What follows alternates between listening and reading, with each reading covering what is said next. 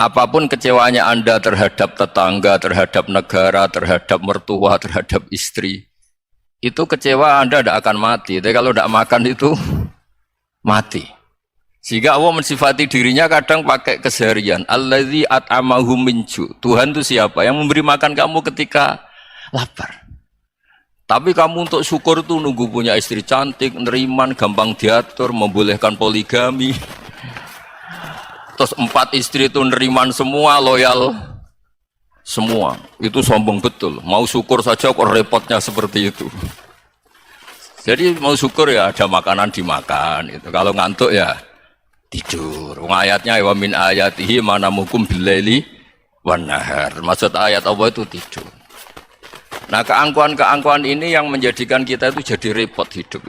Wong untuk syukur kok nunggu tadi. Mertua baik, tetangga baik, istri baik. Apa saja di sekelilingnya harus baik. Nah keinginan berlebihan ini menjadikan kita lupa ada hal-hal yang paling kita butuhkan. Yaitu oksigen. Kita boleh nempat di buminya Allah.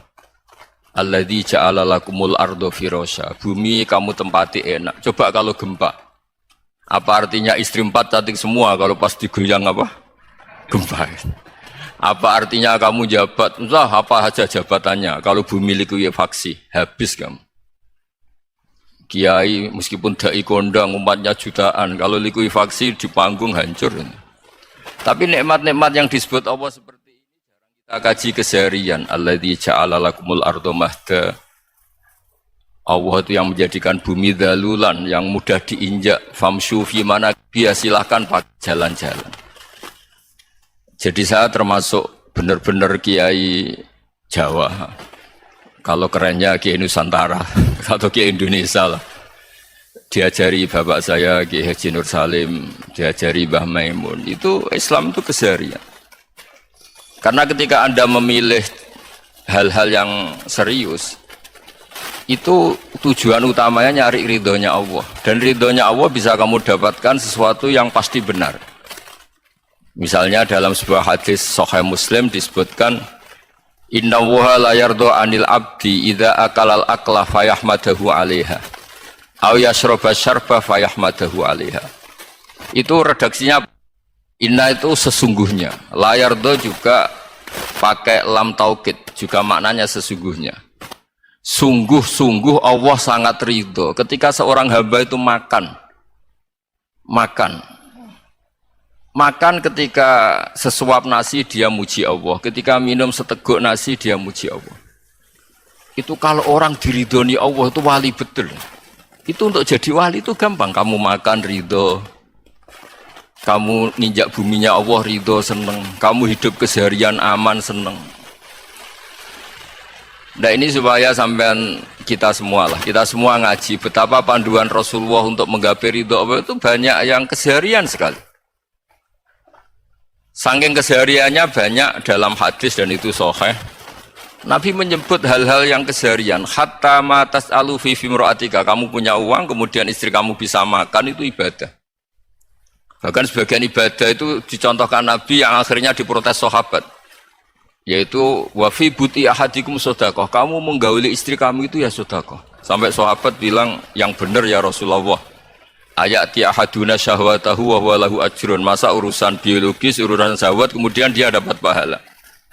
Nabi menjawab, alaysa law wada'aha fi haramin akana alaihi wisrun. Bagaimana kalau dia meletakkan ke yang tidak benar, itu kan dosa. Nah, hal-hal seperti ini yang saya ingin teman-teman semua lah, semua. Saya juga agak ingin ngaji demi Anda juga agak ingin. Itu dosa sekali ngaji kok pesanan kelompok tertentu itu enggak boleh. Islam itu untuk semua, jadi ya cuma karena di depan saya jenengan ya seakan-akan jenengan korbannya. Itu ada ilmunya dalam usul fikih itu. Jadi orang itu harus ngaji usul fikih. Nama yang disebut, mungkin Mas Sufyan masih ingat zaman ngaji usul fikih. Nama yang disebut itu tidak jaminan sebagai prioritas perintah. Jadi misalnya gini, kebetulan yang di depan Nabi itu Abu Dzar. Nabi ya bilang, ya Abu Dzarin ini uhibbuka misalnya, atau ya Mu'ad ini muhibbuka, atau ya Abu Hurairah ini uhibbuka misalnya. Banyaklah riwayat yang Nabi nyebut ya Abu Dzarin, ya Mu'ad, ya Abu Hurairah. Kemudian misalnya Nabi meneruskan khitab, ini uhibbuka, saya mencintai kamu, fakul dubur sholatin, atau sebagian riwayat disebut falatadaan dubura kulli sholatin, Allahumma inni ala dzikrika wa syukrika wa husni ibadatik. Saya mencintai kamu, siapa saja, Mu'ad bisa, Budhar bisa, siapa.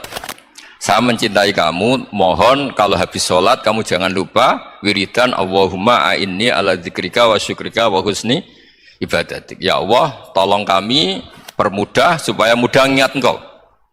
Anda tidak bisa mentang-mentang, wong nama saya Parmin, nama saya Purnomo, itu yang diperintahkan Mu'ad misalnya. Jadi yang disebut satu, tapi khitab itu untuk siapa saja. Saya teruskan ya. Jadi saya mohon semua kita melakukan kebaikan itu, kalau dalam kaidah fikih disebut al-yakin la yuzalu bisyak. Banyak kebaikan yang kebenarannya itu 100%. Tidak punya efek samping ke pihak lain, ke kelompok lain, ke komunitas lain. Itu tadi misalnya Anda makan, dan itu murah sekali, hanya butuh satu piring. Setiap kunyan kamu muji Allah, setiap minum kamu muji Allah. Itu redaksinya Rasulullah SAW disebut Allah sangat ridho ketika seorang hamba makan, kemudian dia memuji Allah, atau minum kemudian dia muji Allah. Logikanya gampang. Negara seperti ini yang kamu harapkan bentuknya kayak apa, mertua, ipar, komunitas, tetangga, itu nyata terjadi itu kan belum pasti. Sementara yang mesti terjadi adalah kamu butuh makan, kalau tidak mati. Butuh minum, kalau tidak mati. Butuh bumi yang nyaman ditempati, kalau tidak kita juga mati. Sebab itu Allah kalau menyebut nikmatnya itu hal-hal yang keseharian. Alladzi at'amahum min ju'. Allah itu siapa? Allah itu yang menciptakan kamu bisa makan. Tidak berlebihan. Allah itu yang menciptakan kondisi sosial itu ideal. Zaman Nabi itu ya ada orang munafik.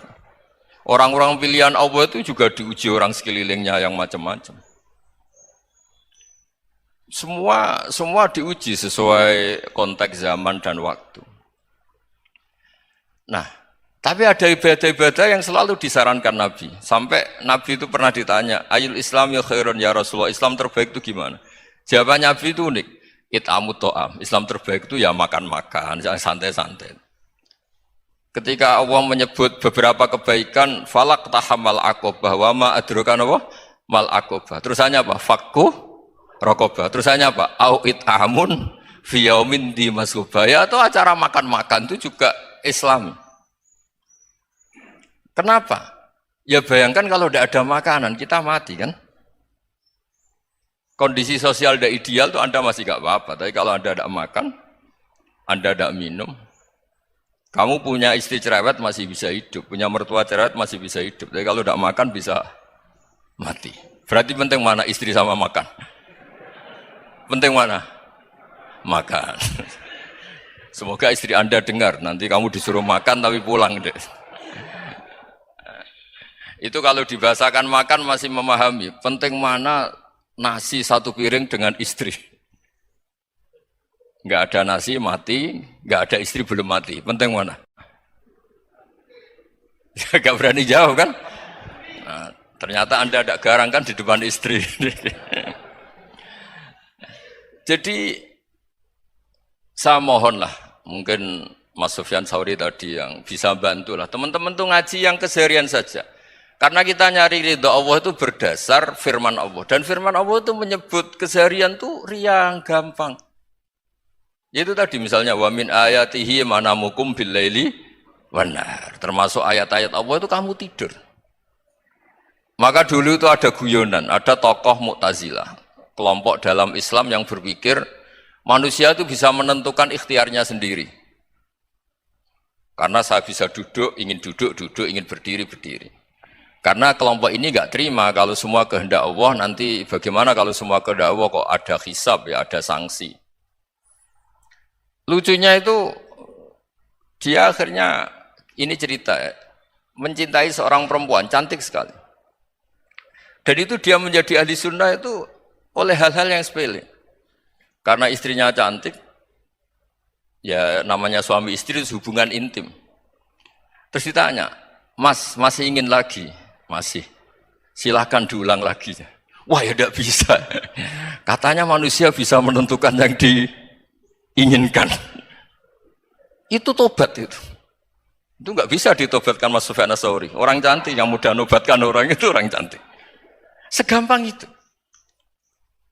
Akhirnya kita tahu, makanya kalau dalam kitab Hikam itu disebut al-akil mayakul madza yaf'alu wa hubi wal ghafil mayakul madza af'al. Orang yang punya akal karena sadar ini wilayah Allah, semua milik Tuhan. Itu dia tiap hari berpikir, besok Allah akan melakukan apa terhadap dunia ini. Kamu merencanakan suatu mau plesir ternyata gempa. Mau wisata ke Rusia ternyata perang. Kamu tidak pernah tahu apa yang akan terjadi besok. Wa ma tadri nafsum madza taksibu ghadan. Tapi anda semua kita ini sering punya jadwal permanen. Makanya saya kalau diundang siapa saja, isana takdir. Yang jelas Gus ini acara penting. Ya masih acara penting nak pangeran nang ngersakno piye? Kowe ape dadi pangeran, kamu kok mau jadi Tuhan. Itu kadang ya kiai. Penting Gus acara ini jenengan harus memastikan bisa. Loh kamu itu yang ngajarin tauhid, sesuatu itu biadillah kok bilang-bilang apa pasti. Kalau maksa terus tak tobatkan loh kamu kata saya itu. Ya kalau gitu Gus bilang insya Allah. Wah itu hati saya, fisik saya, roh saya sudah bilang insya Allah. Nggak usah kamu latih kata saya. Nah hal-hal tauhid keseharian itu gampang sebetulnya. Wal ghafil yaqulu madza af'al. Tapi orang yang lupa Allah dia setiap hari bilang besok apa? Kita bisa melakukan apa? Seakan-akan dia itu aktor, dia penting, dia subjek permanen dia. Padahal kita ini hanya objek kehendak Allah Subhanahu wa taala. Karena kita yakin sesuatu yang terjadi di alam raya ini kita tidak bisa apa-apa. Makanya saya sering ngaji, sering bilang saya. Ketika Anda mensifati Allah, dia yang menghidupkan. Sudah itu tanamkan, jika ketika kita mati, santai saja. Kenapa santai? Allah punya cara menghidupkan kita. Zaman kita hidup juga gak tahu caranya ngelola jantung, ngelola paru-paru. Kamu juga gak tahu ngelola oksigen yang tidak beracun, tidak ngandung polusi. Tahu-tahu hidup. Gak ingin tua ya tahu-tahu tua, gak ingin mati tahu-tahu mati. Selama ini kita hidup juga gak tahu apa sebetulnya. Hanya gaya tok, punya jadwal, punya planning.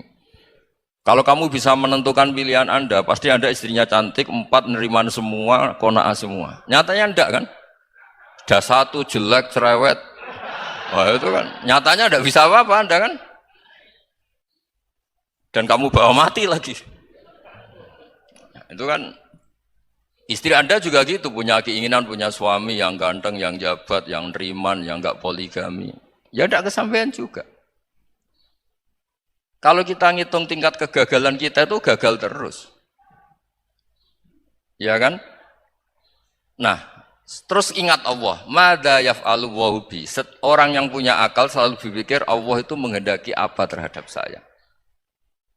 Loh sama-sama orang gitu. Ngelihat orang yang serius. Itu kata Anda itu pemikir berat, serius. Senang punya tokoh yang merengut karena kamu anggap serius. Tapi sebagian orang menganggap orang yang serius itu wong merengut, wong masam, wong muka kok ditekuk. Jadi sama itu hati ya muqallibal qulub tsabbit qalbi ala dini, karena kita enggak tahu cara berpikir kita tentang orang lain, tentang sekeliling kita. Misalnya kita orang baik yang jenis ngrumat fakir miskin. Ada orang bangun masjid mewah itu janggal. Apa artinya masjid mewah kalau banyak orang kelaparan? Tapi kalau yang jenis pendidikan apa artinya masjid mewah kalau tidak bisa ngaji? Nanti yang jenis infrastruktur apa artinya ini kalau semuanya punya sudut pandang yang berbeda-beda. Dan Islam mengapresiasi semua kebaikan. Tapi katakan semua kebaikan itu adalah kehendak Allah Subhanahu wa taala. Karena apapun baik Anda itu pakai fasilitas yang diberikan oleh Allah Subhanahu wa taala. Sehingga ini yang disebut qulillah tsumma darhum fi khawdihim yal'abun. Ya kembali tadi ke tema-tema bahwa keseharian Anda ini sudah Islami. Saat Anda tidak bisa melakukan apa saja. Saya sering ada jenazah, biasanya kalau tetangga meninggal saya sering disuruh ngelepas. Saya bilang orang ini baik. Karena sering ngelamun di rumah, sering nganggur di rumah. Ditanya sama anaknya, kenapa Gus nganggur baik? Ya kalau dia nganggur artinya juga enggak berbuat sesuatu yang maksiat kan? Ya kan? Orang nganggur di rumahnya ya ndak bunuh orang, ndak maling, ndak korupsi, ya namanya nganggur di rumah. Lah cuma istri cara pandang nganggur gak menghasilkan uang itu. Tapi juga gak menghasilkan kriminal kan? Jadi sebenarnya Islam itu makanya kalau sampai ngaji usul fikih itu ada kitab usul fikih namanya Lubul Usul, itu terkenal sekali di pesantren itu. Itu kalau ngapresiasi keseharian itu luar biasa.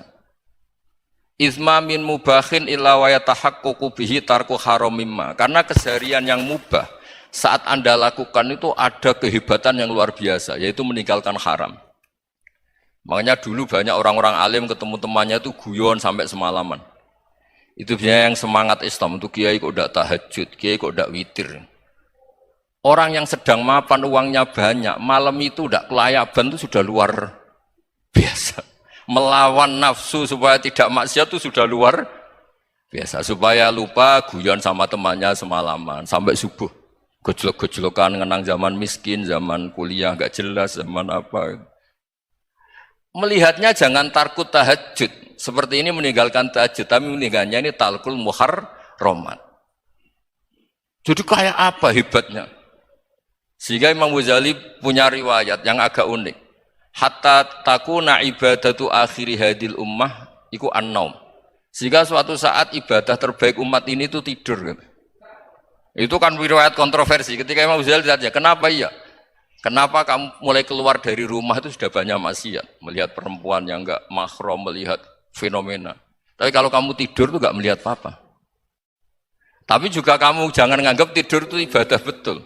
Saatnya melakukan fardu ain malah masih tidur. Tapi itu sudut pandang yang menjadikan kita Islam itu gampang. Jadi saat Anda tidak bisa aktivitas apa-apa, misalnya ada beberapa orang yang lumpuh. Lumpuh itu memang nggak bisa Jumatan, nggak bisa ibadah, tapi dia juga nggak bisa maksiat.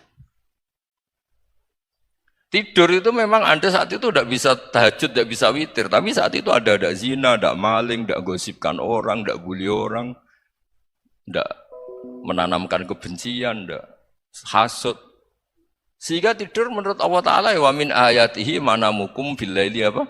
Wanahar. Karena di tidur itu selain ada unsur istirahat, jaga kestamina, juga ada unsur meninggalkan beberapa keburukan. Nah saya mohon ibadah yang keseharian ini kita jaga. Supaya kita semua baca ayat itu fasih. Fasih itu tertanam di hati. Allah itu siapa? Alladzi at'amahum min ju'i wa amanahum min khauf. Dan Allah kalau cerita di Quran itu anna sababnal ma'a sabba thumma syaqaqnal ardha wa syaqqa fa ambatna fiha habba wa inaba wa qadba wa zaituna wa nakhla wa hada'iqa hulba. Kamu tahu saya ini siapa kata Allah? Saya ini adalah Tuhan yang menurunkan air, kemudian ada tanaman banyak. Habba wa inaba wa qadba, ada zaitun, ada tin, kalau orang Jawa mungkin ada tela, ada padi, ada mangga, ada pisang. Sudah. Wa inaba wa zaituna wa nakhla wa hada'iqa hulba, ada perkebunan yang lebat. Tujuannya apa? Mata Allahkum, silahkan kamu pakai, kamu nikmati. Tapi karena kadang kita ini punya ide-ide besar. Tadi untuk syukur saja nunggu punya istri, riman, rumah baik, tetangga baik, komunitas baik, semuanya baik baru syukur. Lama-lama nanti ada di surga, syukurnya nunggu surga paling kelas A. Itu sudah ada yang menghuni Rasulullah, kamu nggak boleh di situ. Masa untuk syukur saja? Repotnya Masya Allah. Jadi mohonlah Quran yang kalau Anda hafalkan juz amma itu kan ada ayat-ayat yang kayak tadi. Ya, fal yang dzuril insanu ila ta'ami. Coba lihat apa yang kamu makan ya, dari mana. Dan untuk mempertahankan hidup kamu keseharian. Jadi jangan kira ibadah itu harus membentuk komunitas yang versi Anda. Ibadah itu harus hal yang mulu-mulu. Kesehariannya Anda alami. Loh ini saya tidak bikin-bikin, saya ngaji bukan karena berdasar pesanan. Itu ayat yang saya baca kan betul ada ayatnya kan. Fal yang dzuril insanu ila ta'ami. Anna sababnal ma'a sabba thumma syaqaqnal arda syaqqa fa ambasna fiha habba wa inaba wa qadba wa zaituna wa nakhla wa hada'iqa khulba. Terusannya apa? Mata al lakum, silakan kamu nikmati. Mata itu silakan kamu nikmati. Ya kayak sampean dikasih hidangan ya makan.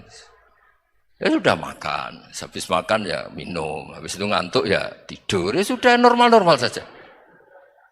Kayak apa indahnya Islam? Tapi Anda mencari Islam yang gimana lagi? Nah itu yang diajarkan guru-guru kita, diajarkan sanad kita sampai Wali Songo, sampai Rasulullah SAW. Bahwa pada akhirnya ada jihad, ada perang. Itu dulu memang perang, bukan membunuh. Beda. Dulu kita dijajah Belanda ya perang, dan itu normal karena kita dijajah. Jadi ketika orang lain ingin baik sama kita, wa in ahadum minal musyrikin astajaroka ya fajirhu hatta yasma'a kalamullah. Kalau mereka ingin baik ya kita baik. Makanya ada istilah mustakman, mu'ahad. Kalau mereka ingin damai, berdampingan dengan kemajmukan ya itu yang lebih baik. Karena memang Islam menghormati proses perdamaian.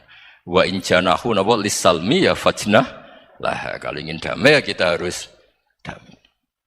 Jadi andai kan dulu Belanda datang ke Indonesia kok minta besanan. Ya mungkin kita juga seneng karena memperbaiki hidung kan kalau minta besanan gitu. Nah tapi wong jajah dulu itu kan masalah kan? Apa? Masalah kan? Jadi saya mohon jadi apa? Saya tadi minta sama Bapak Kadensus kemarin juga pernah main ke saya. Jangan sering ketemu saya ini sudah uzlah, saya ini sudah mau daftar jadi resi. Saya itu kemarin di muktamar juga agak datang, acara di Jogja juga sudah. Karena memang keluarga saya dulu itu bahasa ya, bapaknya bapak saya itu enggak keluar rumah itu puluhan tahun. Memang punya adat uzlah. Ya makanya ngaji aja yang gampang-gampang aja, yang enggak orderan, enggak pesenan ngaji aja dulu yang gampang. Saya ikhlas, yakin betul saya ikhlas. Ikhlas itu menurut saya itu roh. Orang enggak ikhlas itu menurut saya itu orang aneh. Ikhlas itu gampang, sudah saya bilang. Kalau kamu yakin ilmu itu milik Allah, ngasihkan juga ikhlas itu milik Allah. Apa sih yang kamu punyai sehingga kamu udah ikhlas? Uang milik Allah, energi kita milik Allah, bumi milik Allah. Kemudian kamu merasa memiliki. Merasa memiliki itu kalau dalam ilmu tasawuf sudah kesalahan kan. Bagaimana Anda punya? Coba tahu-tahu tanah itu kok milik Anda. Karena saya beli, Gus. Ya beli dari orang, dari Zaid. Padahal yang asli punya itu Allah. Apa benar kamu pernah beli sama Allah? Zaid ini pemilik nisbi, pemilik yang enggak sebenarnya kan. Ya enggak? Yang benar-benar pemilik itu Allah. Kok kamu ngerasa itu bumi kamu itu atas nama apa? Coba. Milik kan harus beli atau dikasih. Tidak semua kan? Nah, makanya terus famshu fi manakibiha, dan Allah menyebutnya, sudah saya ini yang menciptakan bumi. Waladzi ja'ala lakumul arda dalulan. Dan Allah menyebutnya sederhana, famshu fi manakibiha, silakan jalan-jalan. Terusannya apa? Wa kulu mirizki, silahkan makan-makan. Jadi Islam itu ya makanya kiai-kiai itu ada acara makan, sampai ada guyonan fikuli makanin makan di setiap tempat ya makan. Nggih ngoten guys, pokoknya sing gampang-gampang mawon nggih. Nggih Mas Sufyan nggih sing gampang-gampang mawon nggih. Assalamualaikum warahmatullahi wabarakatuh.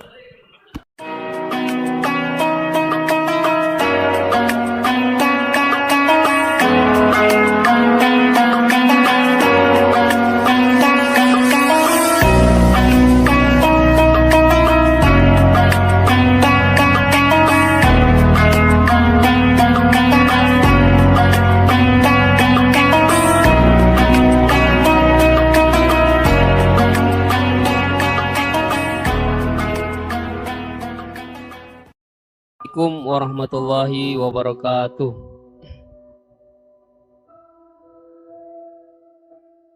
Saya hormati Bapak-bapak yang ada di depan, terutama Pak Kiai Gus Baha. Perkenalkan, nama saya Imran, asal dari Poso, Sulawesi Tengah. Alhamdulillah pada kesempatan hari ini kita diberikan nikmat oleh Allah untuk bisa bertemu dengan Bapak Kiai yang mungkin secara pribadi dan mewakili mungkin perasaan teman-teman semua di sini. Ada kerinduan, keinginan untuk berjumpa langsung dengan Kiai, dan alhamdulillah terlaksana dengan berkat artinya dari Allah Subhanahu wa taala melalui bapak-bapak kita dari Densus bisa memfasilitasi. Pak Kiai, yang pertanyaan saya, kita ini kan teman-teman ini bahasanya ex napiter, pernah masuk dalam kesalahan kebencian terhadap negara. Bahkan diantara kita ini ingin membentuk negara sendiri, ya kan? Apalagi kami yang dari Poso, terutama MIT Mujahidin Indonesia Timur itu pengen bentuk komunitas bahkan negara di Poso. Gitu. Artinya ada kebencian-kebencian. Nah, bagaimana? Karena kami dulunya punya doktrin negara ini negara yang togut, negara kafir yang wajib untuk kita perangi, kita musuhi, dan orang-orang yang berkembang kita pokoknya kita basmi lah sampai tegak negara ini, negara Islam versi kami saat ini. Nah, mungkin ada pesan atau ujangan nasihat untuk kami ini untuk semakin kuat, ataupun ada kisah-kisah ataupun ayat-ayat yang menjelaskan bagaimana kita itu harus sungguh-sungguh mencintai negara kita yang kita cintai ini. Kemudian yang kedua Pak Kiai, terkait masalah ihsan ini seperti apa? Karena mahwal Islam, mahwal iman. Nah, ihsan ini kita mungkin yang belum terlalu kami pahami apa itu ihsan, yang kata Nabi anta'budullaha ka'annaka tarahu fa illam takun tarahu fa innahu yarak. Mungkin ada penjelasannya Pak Kiai, Gus. Mungkin hanya ini yang dapat saya sampaikan. Warahmatullahi wabarakatuh. Nama saya Wildan dari Malang. Alhamdulillah hari ini bisa bertemu dengan Gus Baha, yang memang dari saya waktu di dalam udah ngikuti YouTube-nya pada masa itu, dan di sini Gus mungkin terdiri dari banyak saudara-saudara kita yang dari berbagai tempat, berbagai karakter dan berbagai sifat. Nah, yang saya ingin tanyakan, bagaimana kita memupuk konsep persaudaraan tanpa memandang kepentingan duniawi.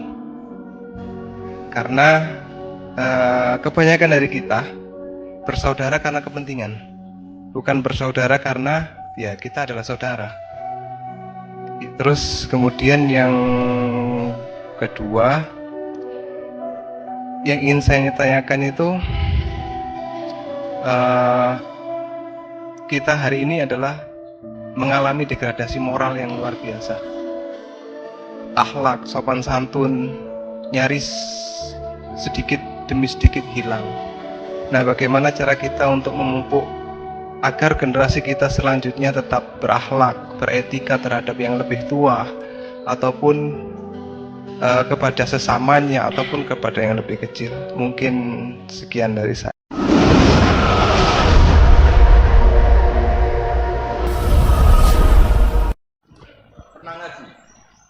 Pernah ngaji.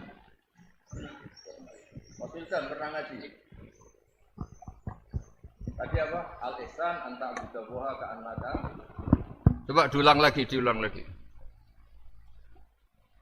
Al-ihsan anta abdullaha ka'annaka tarahu fa illam takun tarahu fa innahu yaraka. Oh ya, bagus, masih bisa dibenarkan. Ya, bagus, masih ingat. Namanya siapa tadi? Imran. Ya. Memang orang sana kalau baca Imran apa Imron gitu. Dari sana Bugis Imran, jadi orang sana nggak pakai ro. Pakai- Kalau orang ngerok jadi Oh. pakai ra. Kalau ainnya Ain pakai ain. berarti apa? Imron gitu. Ya kalau sana tulisan KTP Imran. Imran. Apa bacanya orang-orang Sulawesi? Apa? Imran. Imran. Imran. Bismillahirrahmanirrahim. Ya yang rileks saja ya. Saya pernah ketemu orang yang pakaiannya itu ndak mungkin kalau orang syariat bilang ndak syar'i lah. Pakai pakaian yang tidak syar'i. Tapi dia muslimah, dia ke masjid. Saya ditanya sama seseorang, Gus kok sama orang gitu mau bertemu gitu. Karena terus saya bilang, kenapa? Dia pakaiannya ada Islami. Gitu. Oke, dia tidak pakaian Islami itu nyata, tapi dia ke masjid itu Islami, tetap sholat itu Islami. Ketika dia ingin sholat dan tetap sholatnya pakai takbir, pakai rukuk, pakai sujud itu Islami. Wong setelah di masjid ya pakai mukena, pakai. Kalau sama-sama nyata, Anda kan boleh ngingat sama-sama yang fakta. Gitu. Dia punya kesalahan dalam berpakaian, tapi punya kebenaran dalam sujud, dalam rukuk, dalam ibadah. Dan itu tradisi Quran. Quran ya cerita famay ya'mal mithqala dzarratin khairan yarah wa may ya'mal mithqala dzarratin syarran yarah. Apa susahnya sih ingat dua-dua sisi itu? Sama bernegara atau bertetangga. Kita bayangkan jangan bernegara dulu, terlalu luas, bertetangga saja ukuran. Karena nanti sama, bernegara sama bertetangga itu hadisnya sama. Kita di kampung itu ya ada masjid dan orang-orang yang nggak sholat juga nyumbang masjid. Bahkan ada yang nyumbang masjid banyak terus tidak sholat. Karena keramik saya sudah sholat katanya. Saya pernah ketemu orang model gitu itu ya ada. Jadi, tapi ada juga yang sholat terus tapi nggak pernah nyumbang masjid. Ya orang banyak. Intinya itu Allah itu punya tradisi, punya sunnah tua. Kebaikan ya dihitung, kejelekan juga dihitung. Dulu ketika Rasulullah SAW hidup bersama komunitas yang majmu', itu sebetulnya permintaannya Nabi jangan halangi kami saat mau beribadah. Dulu sampai perang karena mereka menghalangi. Sebenarnya problem mereka wa yasudduna an sabilillah, menghalangi. Sebenarnya kalau dulu saling toleransi ya enggak ada masalah. Artinya ketika Anda ingin sholat di Indonesia agak dihalangi, ingin pengajian enggak dihalangi, sebenarnya ini enggak ada masalah. Ya, soal ada kebaikan, ada keburukan ya mulai Nabi Adam sampai sekarang sampai kiamat. Itu cara pandang. Jadi cara pandang kita terhadap orang lain itu harus hal-hal yang nyata. Kalau kesalahan mereka nyata, kebaikan mereka juga nyata. Kenapa kita hanya ingat sisi yang jelek, tidak ingat sisi yang baik? Saya sering cerita ke santri-santri saya, bahwa setiap saya pengajian diundang orang di mana-mana itu saya mesti istighfar. Karena nggak ada pilihan. Saat saya datang ke pengajian di Sulawesi, misalnya saya tinggal ngaji di sini. Saat saya ngaji di sini, ninggal undangan yang di sana. Hidup itu tidak banyak pilihan, meninggalkan kebaikan, melakukan kebaikan. Artinya gini, dalam kebaikan saja ada kebaikan yang ditinggalkan. Apalagi dalam kejelekan. Makanya di sini ada pepatah terkenal dalam ilmu tasawuf itu. Wastighfaruna yahtaju ilal istighfar. Saat Anda baik saja butuh istighfar. Bapak saya kalau guyon gini, Mas Sofyan. Ada imam istiqomah jadi imam masjid sampai tua sampai batuk-batuk itu bagus istiqomah, tapi itu masalah kata bapak. Akhirnya nggak kaderisasi katanya. Itu istiqomah apa nggak mau diganti orang lain katanya. Ada kiai dai di mana-mana, itu mesti orang muji, oh itu dai di mana-mana, laris nggak pernah di rumah, pondoknya pasti bubar itu karena ditinggal. Jadi kebaikan seperti ada orang sering sowan kiai. Wah itu malah lebih masalah lagi kan. Kadang kiainya pas istirahat, yang disalamkan template uang jatah susu anaknya. Hari itu wae tagihan malah lari sowan kiai. Nah, harusnya di rumah ada berdoain tagihan listrik entah apa. Jadi makanya di hikam itu terkenal kata-kata manusia itu siapa? Manusia itu mangkanat mahasinuhu masawiyah fakih falatakunu masawihi masawiyah. Manusia itu orang ketika baik saja salah, apalagi pas salah. Coba saya misalnya pidato begini, di atas panggung saya orang alim pidato nasihati orang. Di saat yang sama seperti yang tanya Mas Wildan tadi, ada agak sopannya. Di situ ada mungkin orang yang lebih sepuh timbang saya. Masa lebih muda kok di atas? Yang di bawah lebih tua. Ada agak sopannya. Mau gak pidato disuruh, mau di atas disuruh, gak sopan sama yang. Tapi misalnya yang paling sepuh pidato, gak pernah ngaji kok pidato, terus gimana? Artinya ketika kita baik saja ada salahnya, apalagi pas salah. Sebab itu ajaran Rasulullah itu suruh berdoa Rabbana dzolamna anfusana. Sebelum minta itu merasa, ya Allah kita ini mendolimi diri kita sendiri. Karena dalam pilihan-pilihan itu pasti ada salahnya. Coba misalnya Anda bangun masjid habis 2 miliar. Yang harusnya 1 miliar sudah jadi. Terus nanti suatu saat ketemu Allah ditanya, itu ada orang miskin, fakir miskin, yatim. Andai kan kamu sumbang 1 miliar itu sejahtera semua. Gara-gara kamu bangun masjid terlalu mewah. Ya tapi kadang-kadang orang kebaikannya itu orientasinya bangun masjid, gak tertarik nyumbang fakir. Saat itu cara berpikir gitu mau apa? Tapi kalau dia kumuluhur manusia terbaik karena bangun masjid 2 miliar, coba diaudit secara kepentingan syar'i. Penting mana dengan ngasih makan fakir miskin, penting mana dengan menikahkan janda misalnya, penting mana dengan pendidikan. Apa artinya masjid mewah orang nggak tahu halal haram, nggak tahu najis, nggak tahu cara sesuci, nggak tahu cara adzan yang benar. Terus penting mana untuk beli kitab sama dipakai masjid? Apa artinya beli kitab apa tapi nggak makan? Penting mana makan sama beli kitab? Ada auditnya. Makanya manusia itu ketika baik pun disuruh istighfar, apalagi ketika salah. Nah dengan perasaan seperti itu kebencian pada orang lain luluh karena potensi baik pada orang lain ternyata tinggi dan potensi salah ke kita juga tinggi. Nah dilatih gitu. Jadi di Ihya itu ada kitab tawaduk.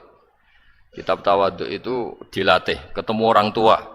Huwa aksaru ibadatan, dia mesti ibadahnya lebih banyak karena lebih tua timbang saya, pasti sholatnya lebih lama timbang saya. Ketika Anda sudah tua melihat anak-anak, huwa aqallu minni maksiatan, mesti maksiatnya tidak banyak karena masih kecil. Terus ketika melihat orang fasik maksiat, la'alla wa yatubu alaih fa inna wa tawwabur rahim, mungkin Allah memberi tobat, bisa saja. Umar itu ingin bunuh Nabi, tapi Allah memberi tobat. Yang sowan kiai saja tidak mesti dapat tobat. Umar ingin bunuh Nabi, tapi Allah memberi tobat. Akhirnya ya tobat jadi Islam yang baik. Dalam sejarah Wali Songo, Kalijogo, sowan Sunan Bonang itu ingin garong. Tapi malah jadi muridnya, jadi wali. Kalau Allah sudah menghendaki, tidak ada ya. Perang Uhud, orang Islam kalah itu karena panglimanya siapa? Khalid bin Walid. Tapi dia malah yang dapat hidayah. Nah, sama orang yang sekarang Anda benci bisa saja Allah merencanakan ada apa? Hidayah di situ. Dan kita yang merasa benar jangan saja ada rencana Allah bikin kita su'ul khotimah, na'udzubillah min dzalik, kan tidak pernah tahu. Nah, dari tidak pernah tahu itu orang diusahakan tawadhu, wa ma adri ma yuf'alu bi wala bikum, kita tidak pernah tahu. Makanya meskipun saya ini kiai terus kata orang banyak itu ketok, kalau istighfar ya nangis betul ya. Cuma kan nggak perlu di depan umum. Nanti ada penampilan kan ribet kan nanti. Sudah nangis, gak ikhlas, gak mutu. Ya gitu ya. Yang Mas Wildan tadi apa pertanyaannya diulang? Selain masalah akhlak tadi. Tentang bagaimana cara kita bersaudara tanpa memandang kepentingan duniawi. Nah ya makanya tadi saya bilang bernegara itu pakai hadis, misalnya Nabi pernah ngendikan kamu itu punya 3 tetangga, yang satu punya 3 hak, yaitu dia tetangga kamu, dia seagama kamu, dia sesaudara kamu. Jadi ada 3 hubungan, seagama, sesaudara, dan tadi apa? Dia tetangga kamu, dia seagama dengan kamu, dia masih kerabat kamu. Terus ada tetangga yang punya 2 hak, yaitu dia tetanggamu, seagama dengan kamu, tapi tidak sekeluarga dengan kamu. Terus ada tetangga yang punya 1 hak, dia tidak keluarga kamu, dia tidak seagama dengan kamu, tapi tetap punya hak karena itu tetangga kamu. Dan itu kata Nabi, semuanya berhak kamu baikin, karena ada hakul jar. Makanya dulu doa ada bil kubri itu ceritanya sederhana. Ada seorang perempuan Yahudi ya, sowan Sayyidah Aisyah. Kalau sowan ya dikasih uang sama Sayyidah Aisyah. Padahal Yahudi ya. Ketika dikasih uang, terus si Yahudi tadi, semoga engkau diselamatkan dari siksa kubur. Zaman itu Sayyidah Aisyah belum dengar hadis tentang siksa kubur. Setelah Rasulullah datang, saya tadi diminta didoain, ya saya terima karena saya enggak percaya. Terus Nabi ngendikan itu benar adanya siksa kubur. Ketika komunitas Yahudi di Madinah itu puasa Asyura, Nabi coba tanyakan mereka, kenapa puasa Asyura? Padahal orang Yahudi. Oh, terus setelah ditanya, Yaumun najjawahu fihi Musa, itu hari di mana Allah menyelamatkan Nabi Musa, kata orang Yahudi. Terus kata Rasulullah, nahnu ahaqqu bi Musa, saya juga berhak menghormati Musa. Kemudian Nabi puasa. Suatu saat lagi ada orang Yahudi datang, ya Rasulullah, ya Muhammad, manggilnya ya Abul Qasim karena orang Yahudi. Ya Abul Qasim, nanti nasib langit bumi ini di mana? Manusia yang sudah mati-mati di mana ketika bumi dihancurkan? Mayat-mayat yang sudah di kuburan di mana? Terus orang Yahudi tadi bilang, Inna woha wadu as-samawati ala dzih wal arodina ala dzih. Soalnya Allah itu bisa saja mengelola langit bumi yang sudah hancur gini-gini. Nabi itu tertawa-tawa. Dalam sebuah riwayat disebut hatta badat nawajidu, tertawanya Nabi itu lepas sampai giginya kelihatan. Kata rawinya tasdikon liqaulil khabri, karena Nabi membenarkan orang Yahudi tadi. Jadi intinya dalam banyak hal itu ya dicari kesamaan. Makanya kalau interaksi dengan kelompok lain kata Nabi la tusaddiquhum wa la tukadzibuhum. Kamu jangan mengiyakan juga jangan menolak. Kamu tolak jangan-jangan pas yang sama dengan ajaran kita. Kamu benarkan jangan-jangan yang tidak sama. Ya sudah, kalau nggak sependapat ya jangan ngambil sikap. Nah, itu juga yang dipraktekkan Rasulullah SAW. Nabi yaqumu lailatan yuraddidu hadil ayat. Nabi pernah sholat 1 rakaat hanya ngulang 1 ayat. Itu aja nggak selesai. Yaitu ngulang-ulang ayat fa'aqulu kama qalal abdus sholeh in tu'adzibhum fa innahum ibaduk wa in taghfir lahum fa innaka antal azizul hakim. Pun Gusti kula nyerah. Semua ini hamba jenengan, monggo jenengan napakno sing duwe jenengan. Intinya itu ini wilayah jenengan, ndak wilayah saya. Nah, kadang-kadang kita sebagai manusia itu jumawa seakan-akan itu wilayah kita. Kita nyiksa terserah kita, mengampuni ya terserah kita. Padahal tidak milik kita. Dunia ini milik Allah Subhanahu wa taala. Makanya yang terakhir saya ijazahkan ijazah bapak. Bapak saya itu orang hafal Quran, alim tapi lucu, senengannya guyon. Kalau ngajarkan saya tauhid, tasawuf itu gampang. Hak kamu punya tetangga, punya Innova. Terus kamu berpikir, kamu miskin berpikir, itu pajaknya aja berapa? Kalau bannya sudah halus itu gantinya kayak apa? Kalau rusak kayak apa? Terus kata bapak, orang melok duwe kok mikir, dia ikut punya kok mikir. Terus coba kamu nggak ikut punya Alphard. Terus saya mikir, wah itu pajaknya berapa Pak Martinus, bisa dipakai beli motor kan? Pajaknya apa? Alphard ini. Oh nggak ikut punya kok. Nah, dunia itu rawekmu, mbok pikir lah apa ono sing duwe. Maksudnya itu, dunia itu milik Allah, apa kamu pikir itu milik yang punya gitu. Nah, itu yang dimaksud dalam ilmu tasawuf, da'it tadbir fama qoma bi ghairuk la tuqim bihi nafsak. Sudah kamu tidak usah ikut campur, itu wilayahnya Allah gitu. Karena wong ndak ikut punya kok ikut mikir. Anda benci orang, benci sekali karena dia tauhid misalnya. Jangan-jangan Allah punya rencana memberi hidayah dia. Atau Allah punya rencana dari dia keluar orang-orang Islam yang soleh. Makanya ketika Malakul Jibal, ya Rasulullah saya disuruh Allah, terserah engkau. In syi'ta an udbiko alaihim al-akhshaben. Kalau engkau mau orang-orang yang mendustakan kamu saya hancurkan. Apa jawabannya Nabi? La, jangan. Bal arju ayyukhrijawah min aslabihim ma ya'buduwaha wa la yusyriku bihi syai'an, itu di Bukhari. Enggak, bisa saja sekarang dia kafir, anak turunnya jadi Islam. Dan betul, Abu Jahal punya anak Ikrimah, Abu Lahab punya anak Darro, Walid itu musuh besarnya Nabi, punya anak Khalid. Ya sudahlah, kita selalu berharap bahwa ini wilayahnya Allah. Sudah kita berharap. Agama ini bagi yang selalu punya harapan. Limangkana yarjuwoha, orang yang selalu punya harapan. Kita berharap tambah hari tambah baik, tambah damai, tambah kondusif, tambah segalanya baik. Dan saya seperti ini juga ingin ikhlas dan akan selalu ikhlas. Ya saya sering bilang kalau pejabat mau sini itu sering tak ngel-ngel. Saya ini sudah ingin Indonesia itu baik itu tanpa diminta. Kalau diminta itu malah seakan-akan saya belum melakukan ini kan. Sudah saya lakukan kok baru diminta. Karena ini wilayah kita semua, artinya ingin baik itu keinginan kita semua. Status kita. Kata Said Zabidi dalam kitab Ithaf, keinginan baik itu syakhsiyatuk wa hakikatuk. Itu kamu sekali. Manusia itu kan kata Allah Ta'ala, saya pertama menciptakan manusia itu khunafa, orang yang berkeinginan baik. Baru digoda setan terus macam-macam. Jadi keinginan baik itu hakikatuk wa syakhsiyatuk. Itu kamu sekali. Ingin baik itu kamu sekali. Itu status kamu katanya. Makanya orang preman kayak apa, mabuk kayak apa, ada orang kecelakaan, pikiran pertama itu nolong. Itu yang normal. Soal ada kasus, pikiran pertama ngambil HP-nya itu 0,sekian%. Jadi pikiran pertama mesti nolong itu. Karena itu syakhsiyatuk wa hakikatuk. Nggih ngoten mugi-mugi barokah sedanten. Assalamualaikum warahmatullahi wabarakatuh.